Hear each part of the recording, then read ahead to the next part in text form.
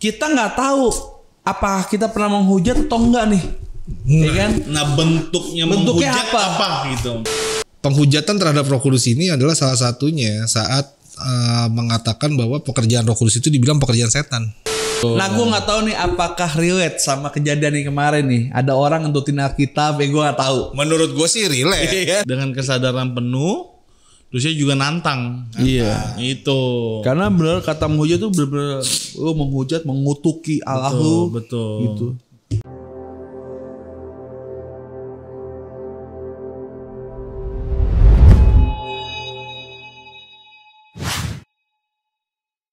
Teolog, teologi bicara teologi.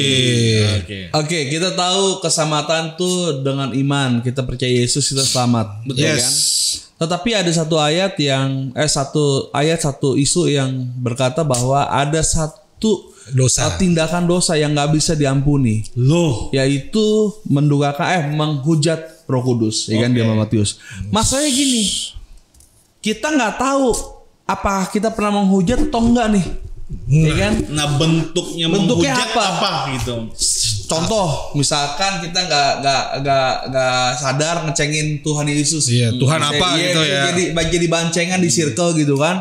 Nah, itu apakah menghujat atau enggak? Kita nggak tahu nih. Betul. Banyak orang yang takut. Wah, gue nggak tahu nih.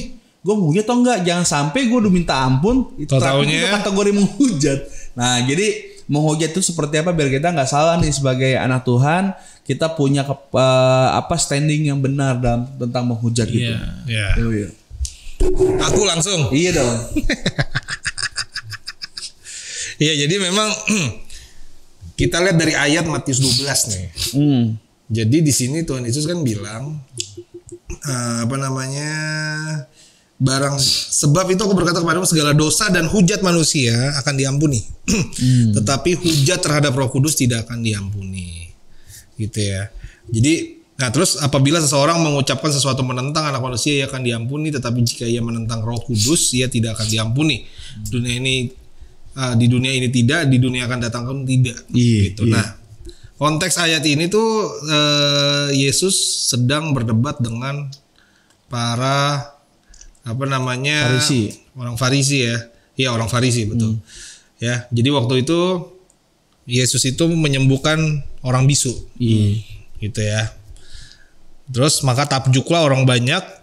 Terus pada bilang iya ini anak Daud. Tetapi ketika orang Farisi mendengarnya mereka berkata dengan Beelzebul, penghulu setan, ia mengusir setan. Nah, jadi sebenarnya kalau dari konteks ayatnya, penghujatan terhadap Roh Kudus ini adalah salah satunya saat mengatakan bahwa pekerjaan Roh Kudus itu dibilang pekerjaan setan. Gitu. Jadi penghinaannya itu bukan Roh Kudus A, Roh Kudus B gitu. Gue pernah tuh dulu tuh. Kayak gitu. Terus gue nanya hamba Tuhan salah lagi. Gue nanya hamba Tuhan yang salah lagi. Terus bilang nggak diampunin.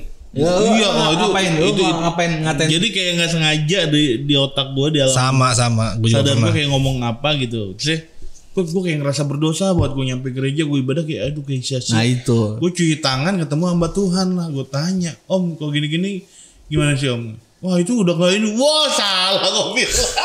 Gue juga pernah lagi waktu kecil. Iya sama di otak tiba-tiba Yesus apa gitu kan. Wah gue panik kan waktu SD tuh. Terus gue tahu udah ada ayat ini gitu kan. Gara-gara gue udah tahu ada ayat ini. Gue langsung stres banget waktu itu. Gue mikir udahlah gue hidup ngaco aja lah.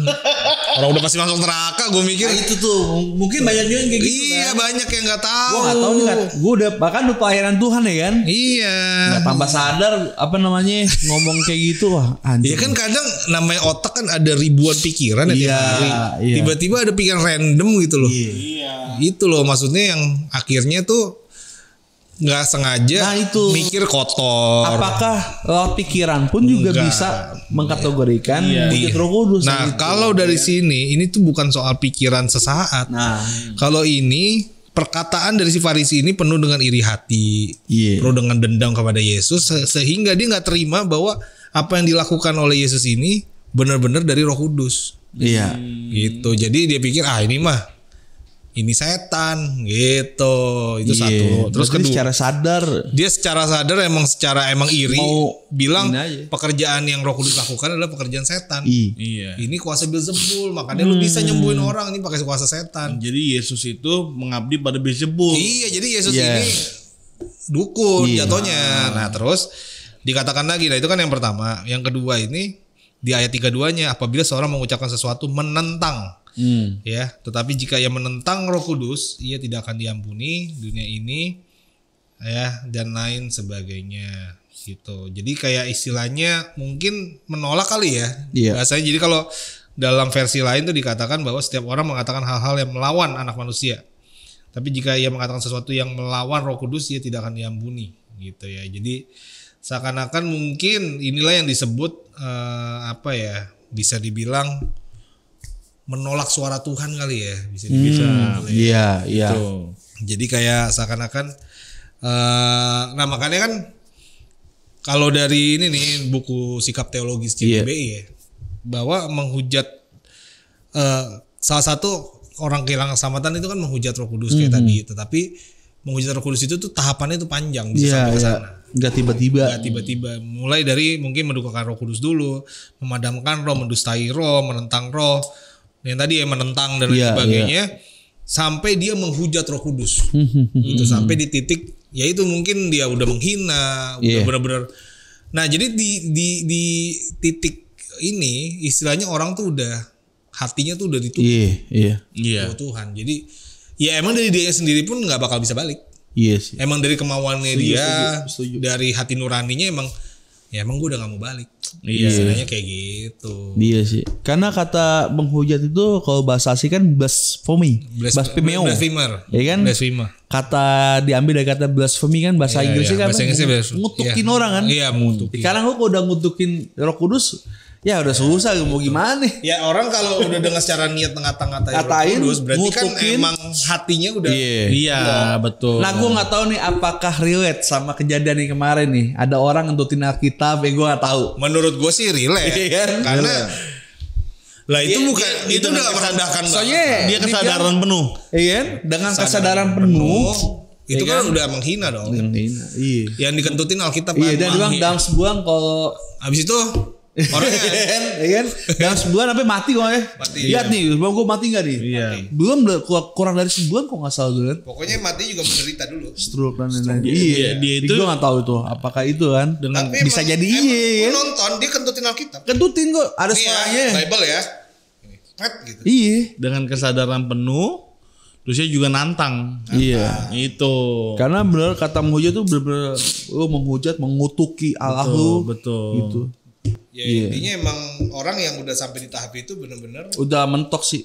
jadi hatinya emang udah diblok. Iya. Istilahnya kalau udah diblok, blok sama beton yang tebal banget, Iya. yang nggak bisa dijebol lagi. Istilahnya gitu. Makanya kalau kata Pak Yongki itu orang yang benar-benar meninggalkan Tuhan itu bertahap. Iya. Iya, nggak- nggak Sampai sampai satu tiba. titik ya no turning back. Istilahnya gitu. kayak kita sekarang tiba-tiba kayaknya nggak mungkin. Iya. Ya, gue Iya. bilang emang nggak ada yang nggak mungkin sih, mungkin Iya. aja. Tapi kemungkinan sangat kecil kalau kita tiba-tiba nih Iya. tinggalin Yesus gitu. Iya. Pasti tuh ada dulu dosa Ada dulu apa dulu. Iya. celah-celah apa misalnya. Kekecewaan sama Iya. Tuhan kah gitu. Baru 10 tahun kemudian lah kok udah beda bajunya. Jadi dengan kata lain bahwa orang yang menghujat Roh Kudus adalah orang yang sampai akhir hidupnya itu tidak mau bertobat. Iya. Iya bisa bilang gitu. Oke, jadi kalau secara sadar tanpa sadar itu nggak apa-apa lah ya. Asal jangan sengaja ngecengin Tuhan Yesus jadi bancengan lah gitu kan. Gitu. Wah, kalaupun keceplosan ya cepet-cepet minta ampun lah. Iya. Tapi jelas lurus nih menghujat artinya orang yang benar-benar sadar penuh Iya. ingin mengutuki Tuhan. Jadi suara Roh Kudus itu udah kedengeran. Dimatiin habis. Gitu. Oke. Oke, jadi tuh teman-teman pesannya jangan mendukakan Roh Kudus, cepat bertobat. Yesus Jangan datang. menghujat juga. Oke. Sampai ketemu dalam video berikutnya. Millennial Bapak.